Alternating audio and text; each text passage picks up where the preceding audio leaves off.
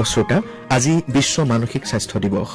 মানসিক স্বাস্থ্য সম্পৰ্কে বিশ্ববাসীক সজাগ কৰাৰ উদ্দেশ্যেৰে এই দিৱসটি পালন কৰা হয়। আজিৰ এই বিশেষ দিনটোৰ সৈতে সংগতি ৰাখি মানসিক উদ্বেগ নিয়ন্ত্ৰণ এই বিষয়ে কথা পাতিবলৈ আমি সংযুক্ত হৈছো ক্লিনিকেল মনস্তত্ববিদ চন্দামিতা চৌধুৰীৰ সৈতে। আপোনাক আমাৰ অনুষ্ঠানলৈ স্বাগতম জনাইছো। বৰ্তমান সময়ত সমাজৰ প্ৰায়ভাগ লোককে মানসিক উদ্বেগৰ চিকাৰ হোৱা দেখা যায়। বহু সময়ত সাধাৰণভাৱে আৰম্ভ হোৱা এই উদ্বেগে জটিল ৰূপ লোৱাও দেখা যায়। কি কাৰণত মানসিক উদ্বেগৰ চিকাৰ হ'ব পাৰে এজন ব্যক্তি, সেই বিষয়ে কওকচোন। হয়, এইটো এটা খুব গুৰুত্বপূৰ্ণ কথা যোনটো আপুনি সুধিছে।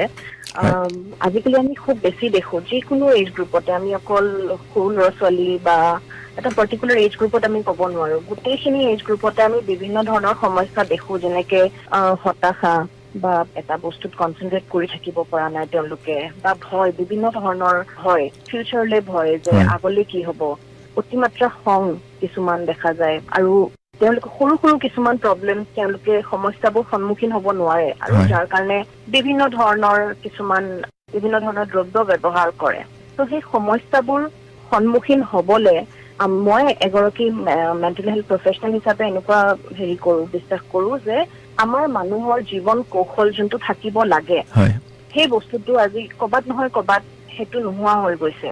আজিকালিৰ মানে আপোনাৰ ছচাইটিত আমি আৰু এটা বস্তু দেখো যে আগতে আমাৰ কিবা এটা অসুবিধা যদি হয় আমি বিভিন্ন মানুহৰ লগত কথা পাতো, কিন্তু আজিকালি সেই কথা পাতাটো কমি গৈছে, যাৰ কাৰণে অসুবিধাসমূহ আমাৰ ভিতৰতে থাকি যায়। সেনেকুৱা ধৰণৰ সমস্যাখিনিৰ কাৰণে আমি এনেকুৱা ধৰণৰ প্ৰব্লেম খিনি দেখা পোৱা গৈছে। আমি ইমান চব বিলাক বস্তুতে বিজি হৈ পৰিছো যে আমাৰ নিজৰ কাৰণে সময় নাই। আমি বেলেগৰ কাৰণে কাম কৰি আছো, ধৰক অফিচৰ কাম কৰি আছো, বা আমি ফেমিলিৰ কাৰণে কাম কৰি আছো, কিন্তু আমাৰ সেই আধুনিকতাৰ মাজত আমি নিজকে পাহৰি গৈছো যে আমি নিজক ক'ত সময় দিব লাগে, আৰু যাৰ ফলত আমাৰ মানসিক স্বাস্থ্য, অকল আমি স্বাস্থ্য বুলি ক'লে যে অকল আমাৰ মানসিক স্বাস্থ্যই আহে। এতিয়া আমি যদি বিশ্ব স্বাস্থ্য সংস্থাৰ ডেফিনেশ্যনটো চাব যাওঁ, আমি স্বাস্থ্য মানে কি হয়, আমাৰ শাৰীৰিক, মানসিক আৰু সামাজিক স্বাস্থ্য। কিন্তু আমি যেতিয়া স্বাস্থ্য বুলি কওঁ তেতিয়া আমি আটাইতকৈ বেছি গুৰুত্ব দিওঁ আমাৰ শাৰীৰিক স্বাস্থ্যৰ ওপৰতহে দিওঁ। ক'বাত নহয় ক'বাত আমি মানসিক আৰু সামাজিক স্বাস্থ্য বৰ এটা গুৰুত্ব নিদিওঁ। কিন্তু গুৰুত্বপূৰ্ণ কথা এইটো যে এই তিনিটা অংশই আমাৰ লগত কিন্তু জড়িত। এজন মানুহ যদি শাৰীৰিক অসুস্থতাত ভুগি থাকে, তেওঁৰ মানসিক ভাৱে বা সামাজিক ভাৱেও এফেক্ট হ'ব। এই মানসিক উদ্বেগৰ চিকাৰ হোৱাৰ সম্ভাৱনা যুৱক যুৱতীসকলৰ বেছি নেকি বাৰু তুলনামূলকভাৱে, আপুনি কি কয়? হয়, আমি দেখিছো এতিয়া, আগতে ইমান বেছি যুৱক যুৱতীৰ মাজত প্ৰব্লেম দেখা নাছিলো, কিন্তু আজি কেইবছৰ মানৰ পৰা আমি বা কভিডৰ পিছত যুৱক যুৱতীৰ মাজত প্ৰব্লেম বেছি দেখা গৈছে। ইয়াৰে ৰিজনছটো বহুত আছে, কিন্তু মেইন কিছুমান ৰিজনছ মই যোনটো ক'লো যে তেওঁলোকে জীৱন কৌশল বা লাইফ স্কিলছৰ প্ৰতি তেওঁলোকৰ নলেজটো নাই, কেনেকে সৰু সৰু প্ৰব্লেম বিলাক তেওঁলোকে চল্ভ কৰিব পাৰে। নেক্সট বস্তুটো হ'ল কি, তেওঁলোক আজিকালি গেজেট, যিকোনো ধৰণৰ gadget, phone, TV, social media, এইবোৰত ইমান বেছি ইনভলভ হৈ গৈছে যে তেওঁলোকে সেই কানেক্টেডনেছটো, মানুহৰ লগত সংস্পৰ্কটো পাহৰি গৈছে, যাৰ কাৰণে তেওঁলোকে কিবা এটা সৰু অসুবিধা এটা, কোনোবাই কিবা এটা ক'লে সেই বস্তুটো ল'ব নোৱাৰে, যোনটো আমি সাইকলজিকেল টাৰ্মত ফ্ৰাষ্ট্ৰেশ্যন টলাৰেন্স বুলি কওঁ। এই ধৰণৰ মানসিক উদ্বেগৰ পৰা বাচি থাকিবলৈ হলে আমি কি কৰিব লাগিব, বা সমস্যাটোৰ কোনটো পৰ্যায়ত আমি এজন মনোৰোগ বিশেষজ্ঞৰ কাষ চপা উচিত? আমাৰ যিহেতু মেণ্টেল হেল্থ ডে, এই বছৰৰ বিষয়বস্তুটো হ'ল যে মানসিক স্বাস্থ্য এটা ইউনিভাৰ্চেল মানৱ অধিকাৰ। সকলোকে আমি মেণ্টেল হেল্থ ইছ্যু যদি কাৰোবাৰ হৈছে, যদি মানসিক বেমাৰ বুলি নকওঁ, কিন্তু কোনোবা যদি অলপ হলেও মানসিক চাপত ভুগি আছে, প্ৰথম বস্তুটো হ'ল আমি তেওঁক সঠিক ইনফৰমেশ্যন দিব লাগিব। কেইটামান গুৰুত্বপূৰ্ণ মই লক্ষ্য আপোনালোকক জনাই দিওঁ।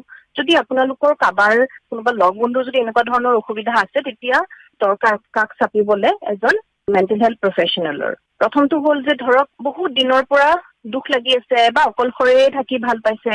নেক্সটটো হ'ল যে ভয়, চব কথাতে কি হ'ব, কেনেকে কৰিম, তেনেকুৱা ধৰণৰ যদি ভয় দেখা গৈছে, বা চব কথাতে আশংকা কৰি থাকে যে এইজন মানুহে মোৰ কাৰণে কিবা কৰিছে নেকি, বা কিবা বেয়াই হ'ব নেকি মোৰ লগত, বা মই অকলশৰীয়া হৈ গৈছো একেবাৰে।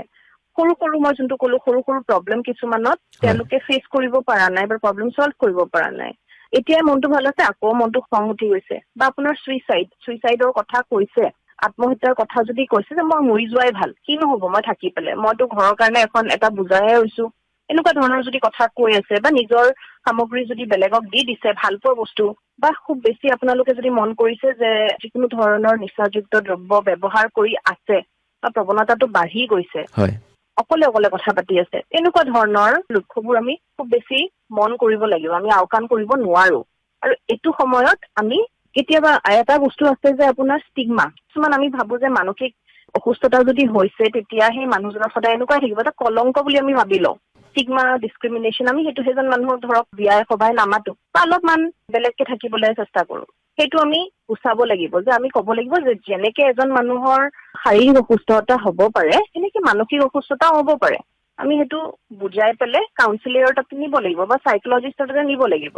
এইটোৱে মই এটা লাষ্ট লাইন এটা কৈ পেলাই শেষ কৰিব খোজো যে মানুহৰ লাইফত প্ৰব্লেম আহিব, কিন্তু আমি আজিকালি মানুহে কিবা এটা যদি প্ৰব্লেম এটা হয় আমি এইটো ভাবি লওঁ যে এইটোৰ পৰা একো ঠিক নহ'বই, কিন্তু আমি এতিয়া চাব লাগিব যে কি ভাল বস্তু আছে আমাৰ, থকা বস্তুখিনি চাই পেলাই আমি আগুৱাব লাগিব। হয়, ধন্যবাদ জনাই